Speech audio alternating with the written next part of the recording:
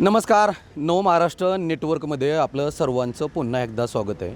खरं तर आज आपण पाहिलं भोसरी विधानसभेमध्ये तसं बघायला गेलं तर भाजपमध्ये जोरदार इनकमिंग झालेलं आपल्याला पाहायला मिळालं.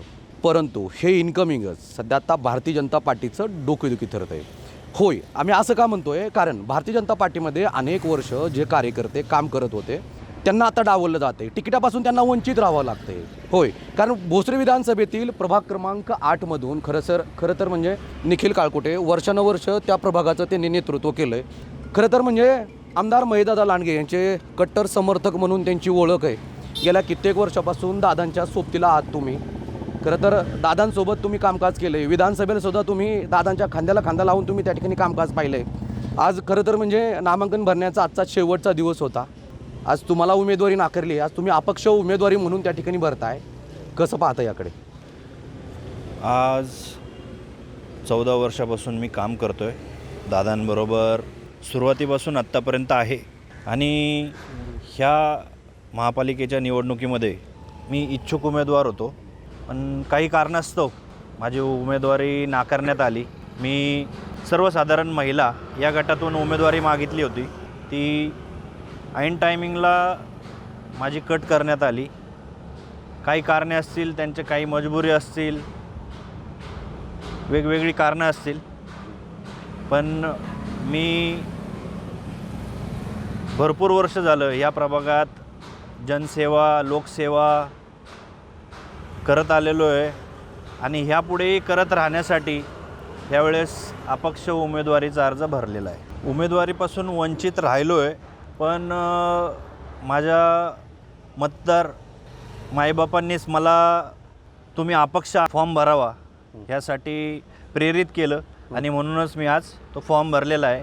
का तर आत्तापर्यंत जनतेसाठी लढत आलो आहे आणि यापुढे त्यांना वाटतं की ह्याने आपल्या सर्वसामान्य कुटुंबातलं एक मुलगा त्यांनी नक्कीच आपल्यासाठी पुढे जावं आणि आपला आवाज तिथपर्यंत पोचवावं, म्हणून त्यांनी मला ते मार्गदर्शन केलं आणि लढण्यासाठी प्रेरित केलं. नाही, पण तुम्ही राहून प्रश्न असा पडतो की तुम्ही म्हणजे दादांचे एकनिष्ठ होतात. दादांनी देखील तुम्हाला विधानसभेला शब्द दिला गेला होता की म्हणजे स्वराज्य संस्थेमध्ये तुमचा विचार केला जाईल, परंतु सध्या आता दुसऱ्यांचा विचार केला जातोय. उमेदवारी का नाकार? उमेदवारी नाकारायचं कारण, आता कारण तसं स्पष्ट अजूनपर्यंत मलाही कळालेलं नाही आहे. म्हणजे स्पष्ट जर बोलला तर म्हणजे मतदारांना सुद्धा माहिती पडेल की निखिल काळकुटे सध्या आता म्हणजे प्रभागातून इच्छुक होते, त्यांना का उमेदवारी नाकारली गेली, कारणं काय आहेत त्याची, हे स्पष्ट झालं पाहिजे. नाही, स्पष्ट झालं पाहिजे, तुमचं मत बरोबर आहे, पण कारणं जी आहेत ती अजूनपर्यंत आम्हालाही सांगण्यात नाही आली की बाबा कशामुळं तुमची उमेदवारी नाकारली आहे. हे उमेदवारी नाकारायचं अजूनपर्यंत कोणालाच सांगण्यात नाही आलं की तुमचा उमेदवार तुम्ही कॅपेबल नाही आहेत, तुम्ही प्रभागात काम केलेलं नाही आहे किंवा तुम्ही प्रभागातल्या घराघरात पोचलेला नाही आहेत, असं कोणतंही कारण अजूनपर्यंत आम्हाला तर देण्यात नाही आलं.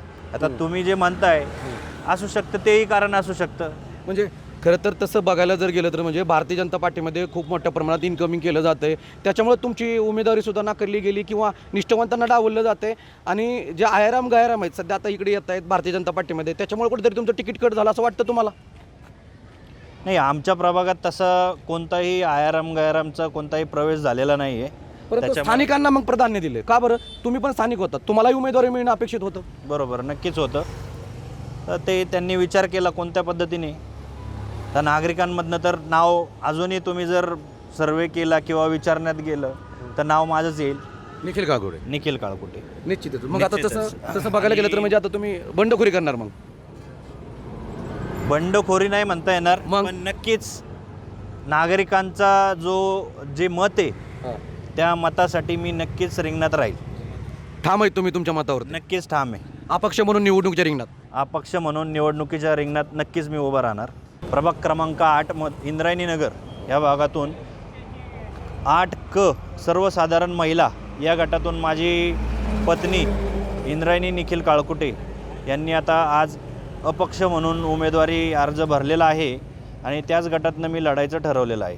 आणि खरं तर तसं बघायला गेलं तर म्हणजे भारतीय जनता पार्टीतून असे जे निष्ठावंत कार्यकर्ते आहेत वर्षानुवर्ष भारतीय जनता पार्टीचं कामकाज केलं, वर्षानुवर्ष महिदादा लांडगे यांचं देखील त्यांनी खांद्याला खांदा लावून देखील त्या विधानसभेमध्ये कामकाज केलं. परंतु सध्या आता स्वराज्य संस्थेच्या निवडणुकीमध्ये जे आहे ते सध्या आता निष्ठावंतांना डावलं जातं आहे. त्याच्यामुळे निश्चितच सध्या आता हे सगळे निष्ठावंत जे आहेत ते अपक्ष उमेदवार भरत आहेत, अपक्ष उमेदवार म्हणून सध्या आता रिंगणात जात आहेत. त्यामुळे निश्चितच सध्या आता भोसरी विधानसभेमध्ये असं सगळीकडे चित्र बघायला मिळते. ज्यांना म्हणजे उमेदवारी नाकारते ते सध्या आता अपक्ष म्हणून रिंगणात जात आहेत.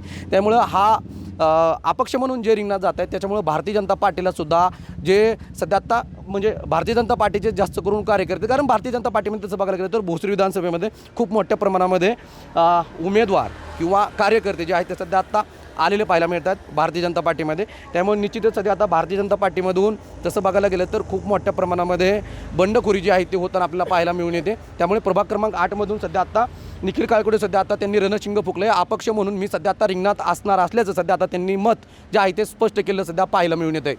अशाच नवीन अपडेट जाणून घेण्यासाठी नव महाराष्ट्र नेटवर्कला अपडेट राहा. नव महाराष्ट्र नेटवर्कसाठी विकास चौधरी, पिंपरी चिंचवड, भोसरी.